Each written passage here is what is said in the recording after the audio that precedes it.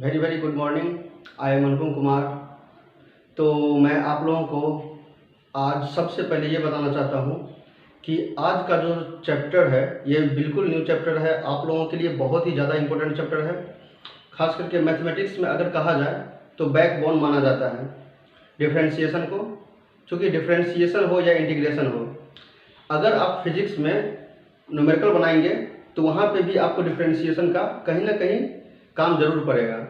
तो डिफरेंशिएशन और इंटीग्रेशन ये कैलकुलस का पार्ट है और सिर्फ कैलकुलस 50% ऑफ द सिलेबस है क्लास 12 में।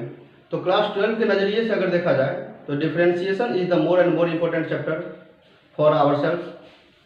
तो कहने का मतलब ये हुआ कि आज हम स्टार्ट करने जा रहे हैं डिफरेंशिएशन। ये आज पहला क्लास होगा डिफरेंशिएशन का। स्टार्ट करते हैं। तो डिफरेंशिएशन, इसी का दूसरा नाम हम कह सकते हैं डेरिवेटिव्स, या इसी को हम कहीं कहीं पर देखा जाए तो डेरिवेटिव्स को ही dy बाई डी के तौर पे लिखते हैं। अगर इसे एक और नाम दिया जाए तो इसे ग्रेडियंट भी कहते हैं, यानी डिफरेंशिएशन कहें चाहे ग्रेडियंट कहें सेम, कोई दिक्कत नहीं है। अगर कहीं पे कोई इसे डिफरेंशियल कोफिशिएंट कहता है तो उसमें भी कोई प्रॉब्लम नहीं है। तो डिफरेंशियल कोफिशिएंट भी होता है। तो कुल मिलाकर के डिफरेंशिएशन को बहुत सारे नाम से हम जानते हैं।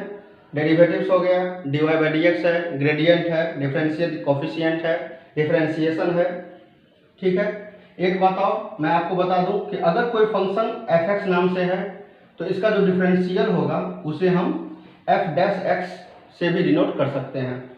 तो f(x) हो चाहे f(x), अगर कोई फंक्शन है तो इसका जो डिफरेंशियल होगा वो f'(x) होगा।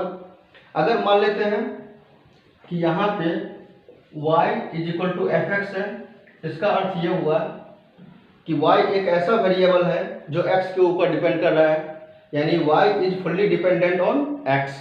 तो कुल मिलाकर के बात यह है कि डिफरेंशिएशन होता क्या है, what is the origin of differentiation. Differentiation कहेंगे किसे, क्लास 11th में भी कुछ पढ़ना है हमें डिफरेंशिएशन के बारे में। तो सबसे पहले मैं आपको ये बता दूं कि आखिर डिफरेंशिएशन होता क्या है। Differentiation is nothing but rate of change of one variable with respect to another variable. इसका अर्थ ये हुआ कि एक वेरिएबल अगर चेंज करता है दूसरे वेरिएबल के रिस्पेक्ट में तो उसी को हम कहेंगे डिफरेंशिएशन। जैसे यहाँ पे है y equal to f(x). y equal to f(x) का अर्थ ये हुआ कि y is the dependent variable and x is the independent variable. फिर से समझते हैं, y डिपेंड कर रहा है किसके ऊपर, x के ऊपर, तो y को कहेंगे डिपेंडेंट वेरिएबल और x को कहा जाएगा इंडिपेंडेंट वेरिएबल। तो बहुत ही आसान चीज है, ये समझने वाली बात है। जैसे जैसे हम x का वैल्यू चेंज करेंगे वैसे वैसे y का वैल्यू चेंज होगा। लेट अस सपोज एक एग्जांपल ले लेते हैं। अगर हमारे पास y इक्वल टू है x², अगर हमारे पास y इक्वल टू x² है, अगर हम x के जगह पे यहाँ 1 रख दें तो y का वैल्यू क्या हो जाएगा, 1 का स्क्वायर, 1² इज इक्वल टू 1। अगर हम चाहे x के जगह पे 2 रख दें तो y इक्वल टू क्या होगा, 2 का स्क्वायर विच इज 4। तो इस प्रकार से हम देख सकते हैं कि y changes according to the change in x। जैसे जैसे हमारे x का वैल्यू चेंज होगा उसी प्रकार से y का वैल्यू भी चेंज होगा। तो हम कह सकते हैं कि y is fully dependent on x, so y is called as dependent variable and x is called as independent variable. तो फिर से समझते हैं इस बात को। तो dy बाई डी का अर्थ, एक्चुअली डिफरेंशिएशन को जनरली डिनोट किया जाता है dy बाई डी। क्यों? क्योंकि यहाँ पे x इंडिपेंडेंट है और y डिपेंडेंट है। तो डिफरेंशिएशन को हम कह सकते हैं dy बाई डी। क्यों? क्योंकि यहाँ पे x इंडिपेंडेंट है और y डिपेंडेंट है। d का मतलब क्या हुआ, d का मतलब एक्चुअली डिफरेंशिएशन है, डिनोट करने के लिए हम d यूज कर सकते हैं। और d का मतलब होता है rate of change of one variable with respect to another variable.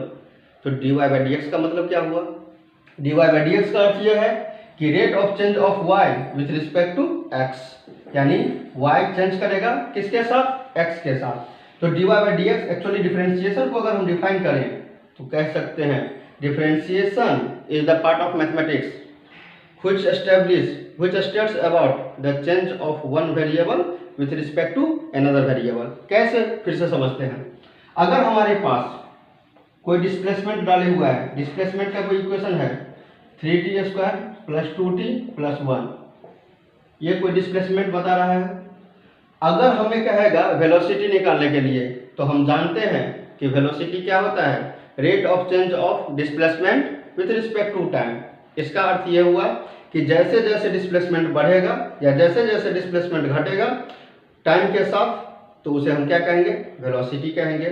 क्योंकि वेलोसिटी क्या है, वेक्टर क्वांटिटी है, तो इसीलिए rate of change of displacement कहना सही होगा, rate of change of distance कहना बिल्कुल गलत होगा। अगर हम rate of change of distance कहते हैं तो वो वेलोसिटी ना होकर के स्पीड हो जाएगा। क्या हो जाएगा, स्पीड हो जाएगा।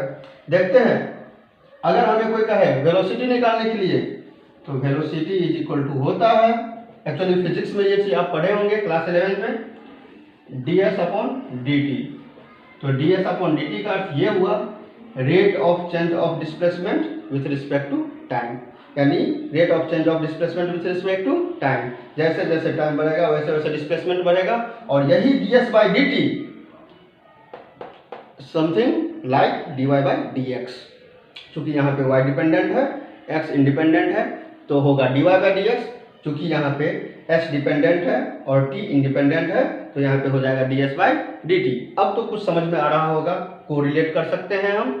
अगर वेलोसिटी को फिर से डिफरेंशिएट करें तो हमारे पास क्या आएगा, एक्सेलरेशन। कैसे, अगर हम dv/dt कर दें तो dv/dt का अर्थ क्या हो गया, d2s/dt²। मतलब क्या हुआ, इसे एक बार फिर से डिफरेंशिएशन कर रहे हैं, और यह जो dv/dt होता है इसी को हम क्या कहेंगे, एक्सेलरेशन। इसी को हम क्या कहेंगे, एक्सेलरेशन। ये तो फिजिक्स का चीज है, ठीक है, कोई दिक्कत नहीं, लेकिन मैथमेटिक्स और फिजिक्स दोनों एक दूसरे से रिलेटेड है। तो इस प्रकार से हम कह सकते हैं कि dv/dt एक्सेलरेशन का वैल्यू होगा, ds/dt वेलोसिटी का वैल्यू होगा।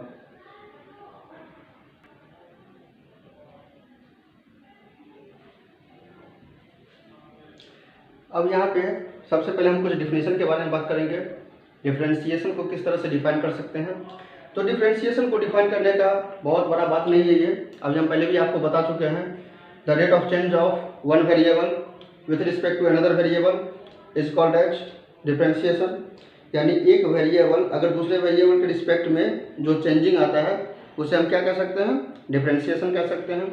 जैसा कि बोर्ड पे लिखा हुआ है, अगर आप इसे कॉपी करना चाहते हैं तो नोट डाउन कर सकते हैं, ये थोड़ा सा इम्पोर्टेंट है, तो प्लीज़ इसे आप कॉपी पर नोट डाउन करेंगे और ये आपके लिए बहुत ही ज़्यादा यूजफुल है। तो यहाँ पे कह रहा है कि differentiation is defined as the rate of change of one variable with respect to another variable. इसका मतलब ये हुआ कि डिफरेंशिएशन जो है वो rate of change of one variable, यानी एक वेरिएबल चेंज करेगा विथ रिस्पेक्ट किसके संदर्भ में, अनदर वेरिएबल, दूसरे वेरिएबल के रिस्पेक्ट में, दूसरे वेरिएबल के संदर्भ में। जैसे अगर हमारे पास है y = fx, तो कह सकते हैं अगर यहाँ पे y डिपेंडेंट वेरिएबल है, x इंडिपेंडेंट वेरिएबल है, क्या कह सकते हैं कि y हमारे पास क्या है, डिपेंडेंट वेरिएबल, और x क्या है हमारे पास, इंडिपेंडेंट वेरिएबल। तो इसका जो डिफरेंशियल होगा, differential of y is denoted as dy/dx। क्या कहेंगे उसे, dy/dx कहेंगे। अगर मैथमेटिकली पूछा जाए कि डिफरेंशियल एक्चुअली होता क्या है, इसका ओरिजिनेट कहाँ से होगा, कैसे ये डिफाइन करेंगे, इसका फॉर्मूला कैसे आएगा, तो अब हम थोड़ा सा बात कर लेते हैं इसके फॉर्मूला का, जो कि क्लास 11th में डिस्कस किया हुआ है, बेसिक है, वहाँ से हम लेंगे इस चीज़ को, देखते हैं कैसे होगा। चलिए हम उस फॉर्मूला के बारे में बात करते हैं जहाँ से डिफरेंशिएशन स्टार्ट होता है। Let f(x) is any function, then its derivatives is denoted by f'(x). अगर fx हमारे पास कोई फंक्शन है जो कि x के रिस्पेक्ट में है, तो f'(x) जो होगा उसका डेरिवेटिव उस तरह से हम डिनोट कर सकते हैं, and it is defined as, और उसे हम डिफाइन करेंगे किस प्रकार, चलिए देखते हैं किस प्रकार डिफाइन करते हैं।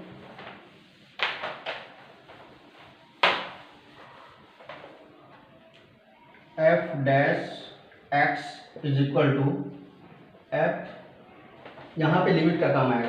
क्लास 11th में एक्चुअली लिमिट एंड डेरिवेटिव्स दोनों एक चैप्टर है, मिला हुआ है।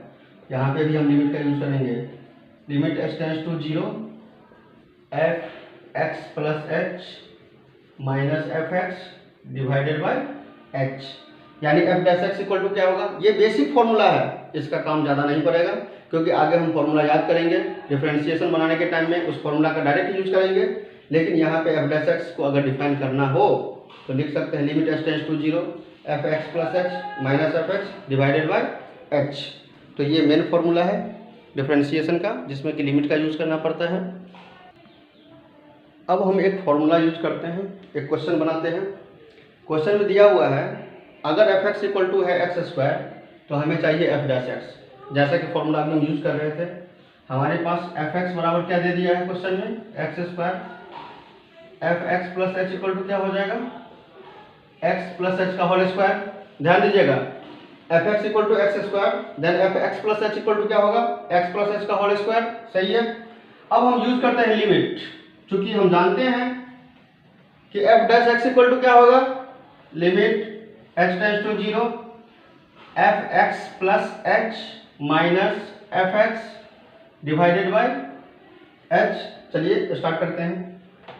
Limit H tends to 0 F X H plus H के जगह पर होगा एक्स प्लस एच का whole square minus F X के जगह पर होगा X square divided by H.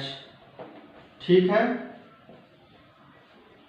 इसको हम ए प्लस बी के होल स्क्वायर पर तोड़ सकते हैं। X square plus H square plus 2hx minus x square divided by H. X square cancel हो गया। अब हम देखते हैं लिमिट एच टेंड्स टू 0, ऊपर में h कॉमन ले सकते हैं, h plus 2x divided by h। h से h को कैंसिल करेंगे।